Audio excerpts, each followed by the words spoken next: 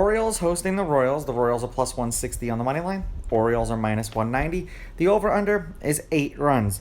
The Royals getting a run and a half on the run line are minus 130, meaning if you bet them that way and they win this game outright, you win. They lose by 1.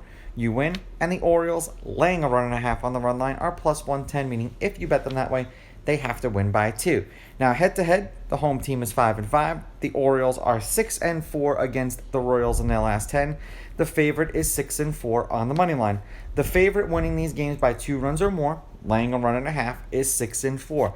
There have been no one-run games in their last 10 meetings, so whether it's the favorite or the underdog, everyone's been winning by at least 2 runs.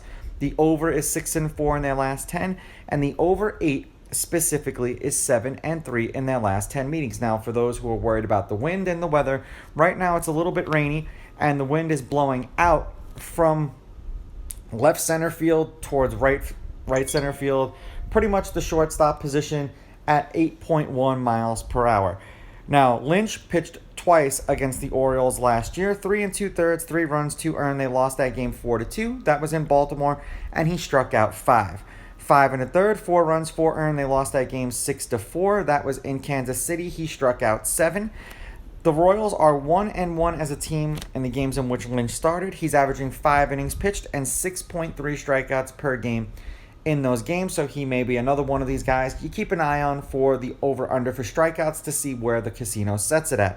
Wells pitched twice against the Royals last year. 6 innings, 1 run, 1 earned. They won that game 6-1. It was in Baltimore, and he struck out 3. 6 innings, 3 runs, 3 earned. They won that game 6-4 in Kansas City. He struck out 4 in that game. They are 7-3 as a team in his last 10 starts. He's averaging 5 2/3 innings pitched and 6.2 strikeouts per game in those games. Now, in their last handful of meetings against each other, the last 5 games, wow, the Royals have been home for quite a bit. The Royals have been home for the last 7 games that they've played against each other. The last series that they played against each other was a 3-game set this year.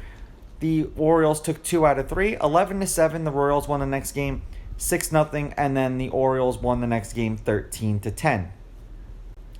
The Royals have dropped their last 3 games. They are 3-7 in their last 10. The under has hit in their last 2 games, and the under is 8-2 in their last 10 games.